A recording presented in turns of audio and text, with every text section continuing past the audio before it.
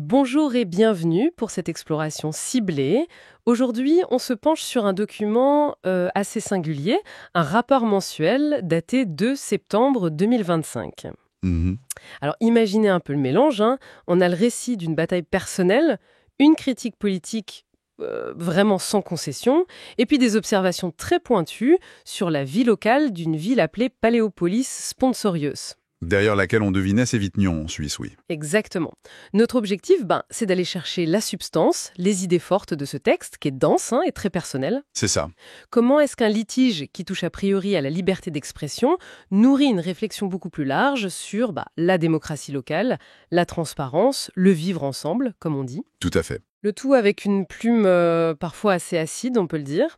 On va y trouver des propositions politiques alternatives, des anecdotes locales assez savoureuses et même quelques détours philosophiques. Oui. Et ce qui est fascinant d'emblée, c'est justement cette alchimie, je trouve. On n'est pas face à un traité politique abstrait, ni à un simple journal intime, quoi. Non, c'est vrai. C'est le regard d'un citoyen qui transforme son expérience directe, son irritation, peut-être même sa colère, en une analyse critique du système qui l'entoure, du local au plus général. Mhm. Et la force du document, je pense, elle réside vraiment dans cette articulation constante entre le vécu et la remise en question des mécanismes démocratiques. D'accord. Alors, entrons dans le vif du sujet. Tout semble se cristalliser autour d'un événement précis, la réception d'un courrier recommandé, le 26 septembre 2025. Oui, Pour l'auteur de ce rapport, ce n'est pas du tout une tentative de dialogue. C'est clairement perçu comme une manœuvre pour le faire taire. pour le museler, oui. C'est ça. Et la réaction, elle est immédiate et radicale. Il repense toute ce communication. Ah oui, Fini l'ancienne chaîne YouTube, place à une nouvelle, à Truderive, 5 heures, avec une stratégie différente. Désormais, le texte prime sur l'image. d'accord. Il le dit lui-même, ça laisse moins de place à la satire, à l'humour. Il fait d'ailleurs une comparaison assez piquante avec la musique actuelle, ce boom-boom interminable qui aurait perdu le sens de l'intro, de la nuance. C'est intéressant ça. C'est un peu un cas d'école de cette tension qu'on voit souvent entre la liberté de s'exprimer que ce citoyen revendique haut et fort, Oui, et puis d'autres droits, comme le droit à l'image, qui semble être au cœur du litige ici. Ce qui est intéressant, c'est comment il analyse lui-même les conséquences pour son propre travail. Moins de visuel, un ton plus grave peut-être, c'est ça. mais il ne lâche pas l'affaire pour autant, hein. Il précise qu'il garde ses archives visuelles. Ah oui, Et il envisage même de les partager contre une modeste participation aux frais. Une façon de dire que documenter, ça a une valeur. Et peut-être aussi que se défendre, ça a un coût. bien sûr. Mais ce conflit personnel, finalement, ce n'est que le tremplin. Très vite, le rapport s'attaque à la politique traditionnelle dans son ensemble. Oui. Et va jusqu'à proposer un contre-modèle. L'idée maîtresse, Hmm. une sorte de démocratie coopérative à but non lucratif, Hmm. qui fonctionnerait sans politiciens de carrière. Ça part clairement d'une profonde méfiance envers la classe politique actuelle. On le sent bien, oui. Et comment ça marcherait, concrètement, selon lui? Alors, il y a 3 grands axes. D'abord, beaucoup plus de participation citoyenne directe, facilitée par le numérique. D'accord, vote en ligne, ce genre de choses. Voilà, vote en ligne, référendum fréquent. Ensuite, des conseils citoyens tirés au sort. Ah, le tirage au sort. Oui. Leur rôle, se pencher sur des dossiers complexes avec l'aide d'experts, puis soumettre leurs propositions au vote de tous. D'accord. Et le troisième pilier? Et enfin, des conseils d'experts. Eux, ils éclaireraient les débats avec des analyses, des scénarios, mais sans avoir le dernier mot sur la décision. Le pouvoir reste aux citoyens et à leurs conseils tirés au sort. Intéressant. La technologie jouerait un rôle clé, j'imagine. Plateforme numérique sécurisée. Il évoque même l'IA pour synthétiser l'information, comparer les options. Oui, c'est ça. Mais attention, il insiste bien, la décision finale reste humaine. C'est important. Très important, oui. Et pour éviter les dérives, il imagine des garde-fous. Rotation obligatoire des membres des conseils citoyens pour pas recréer une élite, quoi. Mhm. Transparence totale des débats et des décisions, et un principe de responsabilité où chaque choix doit être justifié publiquement. Pour le rédacteur, les bénéfices seraient évidents. Une politique plus proche des gens, des décisions mieux informées grâce à l'expertise intégrée, Oui, et surtout moins de prise pour le lobbying et les jeux de pouvoir. mais il n'est pas naïf, hein. Il voit aussi les défis. J'imagine. Lesquels? La complexité de l'organisation, le risque que les citoyens se lassent de devoir voter si souvent. La fameuse fatigue démocratique et la volonté populaire. C'est pas simple. Non, c'est sûr. Mais ce qui est frappant, c'est de voir comment cette proposition, quand même assez radicale, il faut le dire, Oui. découle directement de sa critique vraiment acerbe des politiciens actuels. Il les dépeint comme obsédés par leur carrière, le pouvoir, les arrangements entre amis. Le copinage, comme il dit. Voilà, le copinage est trop perméable au lobby. Et pour donner du poids à cette critique, il convoque même des philosophes. Ah oui. Oui, il cite la Boétie et sa servitude volontaire, cette idée que les gens consentent souvent à leur propre oppression, en quelque sorte, suggérant une forme de complicité des peuples. Il parle de Nietzsche et de la volonté de puissance. Classique. Homme cœur des politiciens, ce désir d'affirmer sa force. Et il fait référence à Hobbes, pour qui l'obéissance au pouvoir serait notre rempart contre la peur du chaos, la guerre de tous contre tous. C'est assez dense comme référence. Oui, il ancre sa critique dans une pensée plus large. Et ça ne s'arrête pas là, ça s'élargit aux démocraties occidentales en général. Sa formule est assez cinglante. La liberté en vitrine, mais le contrôle en coulisses. Ouch. Et il ose une comparaison provocatrice entre les oligarques russes et ceux qu'il nomme les héros philanthropes occidentaux. Ah oui, quand même. Pour lui, c'est même fortune colossale, même influence démesurée, mais avec un vernis de respectabilité, un meilleur storytelling chez nous, quoi. Je vois. Il met aussi le doigt sur ce paradoxe. Des États occidentaux surendettés, pendant que quelques ultra-riches, qu'il juge intaxables, accumulent des fortunes. Il pose la question, où est la vraie démocratie là-dedans? Et toute cette critique assez théorique du pouvoir, il l'ancre très concrètement dans son observation quasi quotidienne de Paléopolis Sponsorius, Alias Nion, oui. alias Nyon. Et là, les reproches pleuvent. Le principal, un manque de transparence flagrant. Une denrée introuvable, selon ses mots. Il dénonce un copinage qu'il voit partout, des conflits d'intérêts qui lui semblent évidents. Il vise particulièrement le syndic local. Bon, les indices pointent vers Daniel Rossellat, même s'il n'est pas nommé explicitement. On comprend, oui. Il accuse de vivre au crochet de l'État depuis des années, tout en étant réticent à payer des impôts. Il s'étonne aussi du flou autour de l'association à but non lucratif dirigée par ce même élu. D'accord. C'est précis comme critique. Oui. Et le coût de la vie à Nyon en prend aussi pour son grade. Des tarifs d'électricité qui seraient parmi les plus élevés de Suisse. Ah bon? Une pression fiscale ressentie comme forte. Et l'ironie perce quand il suggère que l'administration locale, elle, saurait trouver des combines pour alléger sa propre facture fiscale. Il oppose cette situation à celle de Prangin, la commune voisine, où vivraient des anglo-saxons fortunés qui viendraient ensuite profiter des festivités nyonnaises. Ah, les festivités. C'est un autre cheval de bataille de ce rapport, ça. On dirait bien, oui. Il parle de festivalité aiguë, une multiplication d'événements qu'il interprète comme une version moderne du pain et des jeux romains.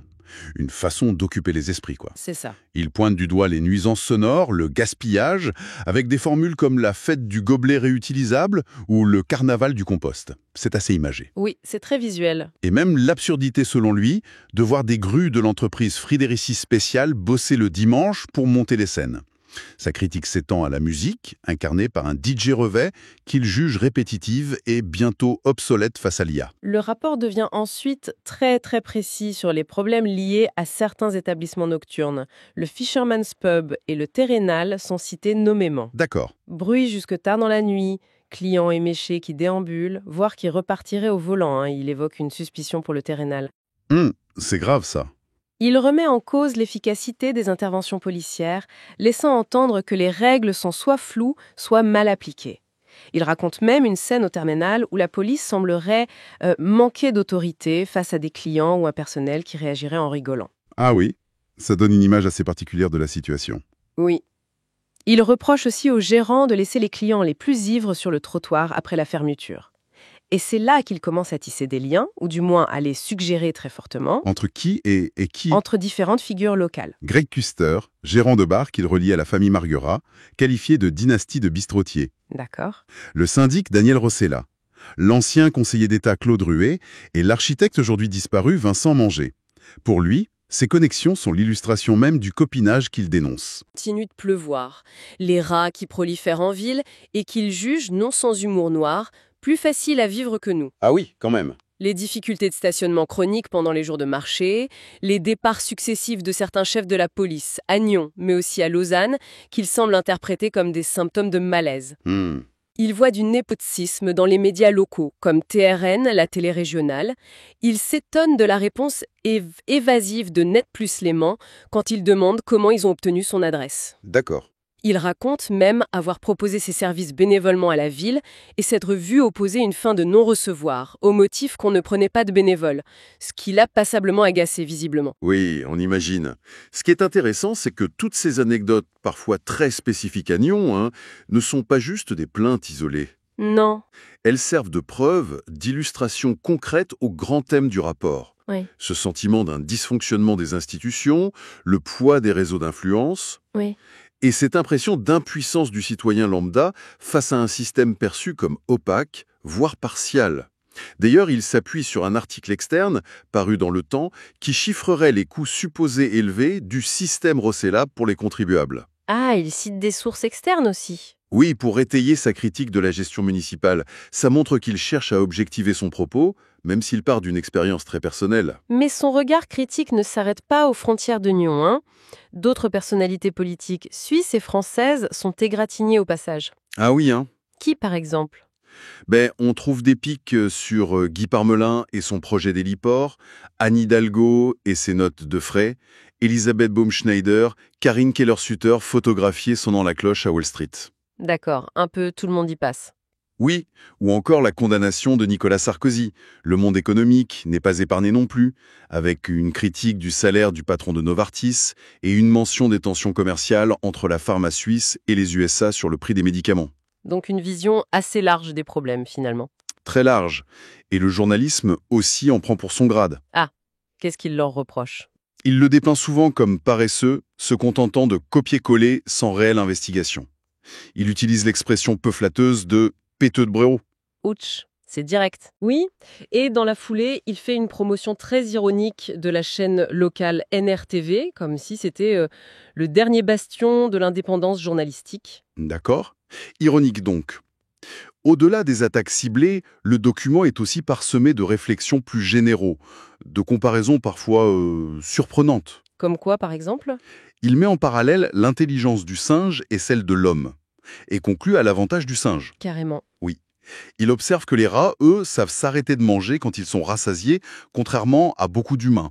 C'est une façon de critiquer notre société de consommation, je pense. Probablement. Il s'attaque au greenwashing, citant le Clean-up Day de McDonald's comme un exemple d'hypocrisie d'une entreprise qui contribue massivement au problème des déchets. C'est un argument qu'on entend souvent, ça. Oui. Et même la fête nationale du 1er août décrite comme un événement un peu vide de sens, selon lui. Et pour boucler la boucle, l'auteur précise sa propre posture dans l'espace public numérique. Assez intéressant. C'est-à-dire ? Pas de réseaux sociaux pour lui, dit-il. Sauf sa chaîne YouTube qui lui sert d'archive, de preuve de ce qu'il observe du gouvernement. D'accord, une utilisation très spécifique. Exactement. Il rejette violemment l'idée de devenir un influenceur et l'image d'Épinal de l'exil à Dubaï, tout ça. Il se positionne clairement contre ça. Oui. Il se dit lucide sur les risques qu'il prend, mais affiche une confiance qu'il nuance de relative, quand même, dans l'état de droit et l'existence de la police. Pour l'instant, précise-t-il, ce qui laisse une petite note d'inquiétude. Oui, une fin un peu ouverte. Finalement, que retenir de cette immersion dans ce rapport mensuel? C'est un objet textuel vraiment hybride, je trouve, et captivant. Oui, assez unique en son genre. On part d'un conflit très personnel, presque trivial, une histoire de droit à l'image, et on aboutit à une critique fondamentale de la politique telle qu'elle se pratique. À une proposition de démocratie alternative, pour le moins audacieuse, et surtout à un portrait incroyablement détaillé et critique de la vie politique et sociale dans cette Paléopolis Sponsorius. C'est vrai. C'est une plongée dans la tête d'un citoyen hyper engagé, peut-être jusqu'à l'obsession, qui utilise le microscope de son expérience locale pour poser des questions bien plus universelles. Plusieurs idées fortes émergent clairement, oui. D'abord, cette tension permanente entre l'individu et des institutions qu'il perçoit comme distantes, opaques, voire hostiles. C'est ça. Ensuite, cette proposition de démocratie coopérative, présentée comme une réponse possible à la crise de confiance envers les élus. C'est un vrai projet politique qu'il esquisse. Oui, même si c'est à l'état d'ébauche. Bien sûr. Puis, très ancré localement, la dénonciation quasi obsessionnelle du copinage et du manque de transparence comme les péchés capitaux de la gouvernance de Paléopolis Sponsorius. Le mal local, selon lui. Exactement. Et enfin, cette critique plus large d'une société qui privilégierait le spectacle, la consommation, le gaspillage, ce qu'il illustre avec sa festivalité ou sa dénonciation du greenwashing. Et ça nous laisse avec une question pour la route, une pensée à emporter peut-être.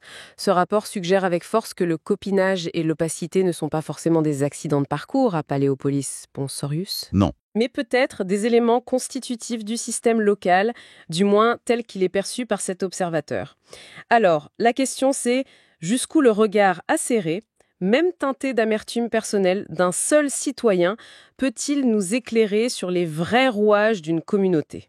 Et sur la vitalité de sa démocratie? Exactement. Et sur la vitalité de sa démocratie.